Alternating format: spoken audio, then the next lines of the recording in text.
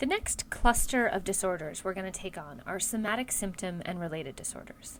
Now, it's important to note that although there is stigma about all mental illnesses, it's fair to say that there's even more stigma around this cluster of disorders, and there's several reasons for that. First, one of these disorders in particular, called factitious disorder, has received lots of negative media attention. If you're not recognizing the name factitious disorder, it's probably because you're more familiar with the term Munchausen syndrome and Munchausen syndrome by proxy. Second, a lot of the stigma has to do with the fact that we live in a society that operates according to the medical model. If you recall from earlier this semester, the medical model asserts that there are signs and symptoms of illness, and that once that illness has been identified, the signs and symptoms should be treatable. But that's not how it works with disorders that fall into this category, because the typical physiological causes for the symptoms aren't what's causing those symptoms. The cause of the symptoms are instead psychological. And so the typical treatments that are used for the symptoms don't work, and because of that, the default position is that the person must not really be experiencing the symptoms, that they're faking.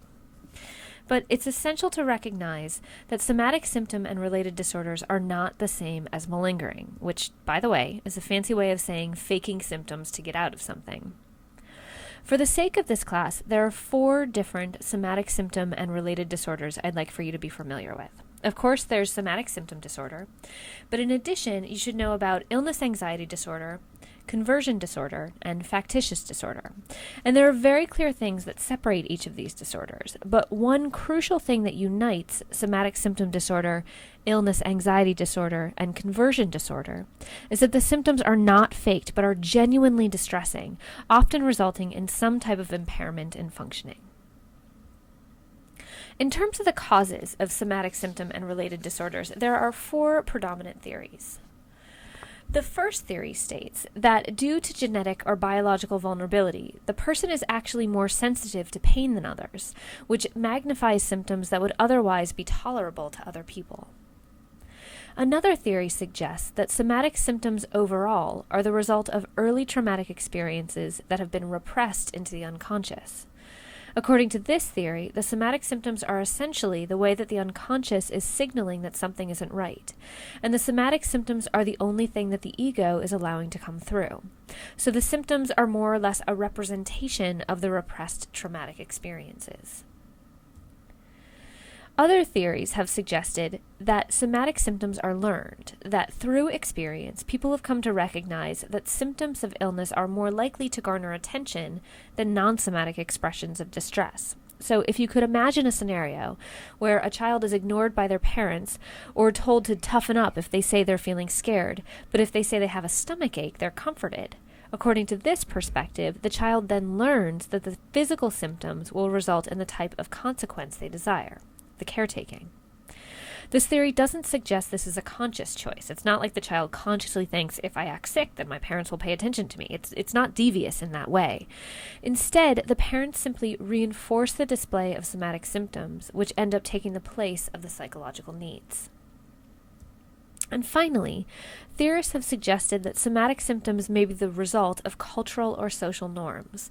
So the idea is that in certain cultures, ours included, physical symptoms are more acceptable than psychological ones, which are stigmatized. So to avoid the stigma, people psychosomatize their symptoms, which means to manifest psychological symptoms in a physical way.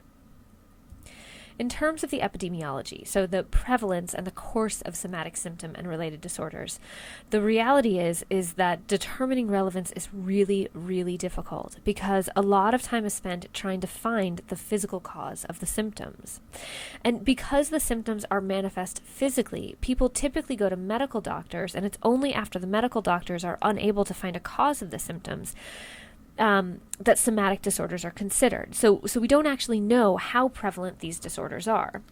However, there is some data that suggests that certain disorders in this category, namely somatic symptom disorder and conversion disorder, may be more common in women than men. So let's start talking through some of the diagnostic criteria for somatic symptom disorder. The first criteria states that the person experiences one or more somatic symptoms that are distressing or result in significant disruption of daily life. What we know is that individuals with somatic symptom disorder typically have multiple somatic or physical symptoms that are distressing or result in significant disruption in daily life, although sometimes only one severe symptom, most commonly pain, is present. Symptoms may be specific, so for example, localized pain, or relatively nonspecific, something like fatigue. And finally, in most cases, the symptoms represent normal bodily sensations or discomfort that are not typical of serious diseases. However, what's really important to note is that the person's suffering is authentic, whether or not it is medically explained. Next, the diagnostic criteria state that the person experiences excessive thoughts, feelings, or behaviors related to the somatic symptoms or associated health concerns as manifested by at least one of the following: disproportionate and persistent thoughts about the seriousness of one's symptoms, persistent high levels of anxiety about health or symptoms, or excessive time and energy devoted to these symptoms or health concerns. So individuals with somatic symptom disorder tend to have very high levels of anxiety about their symptoms. They often experience their bodily symptoms as unduly threatening, harmful, or troublesome, and often think the worst about their health. There's often a high level of medical care utilization, which rarely alleviates the individual's concerns.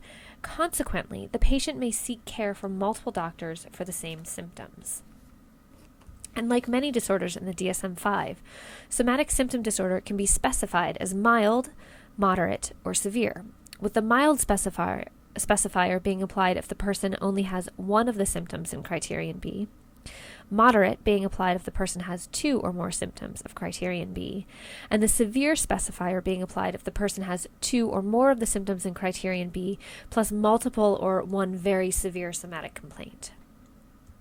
And finally, the diagnostic criteria state that although the person may not have one symptom for a whole 6-month period, the state of being symptomatic, of having some symptoms that are extremely distressing, persists for a while, in most cases more than 6 months.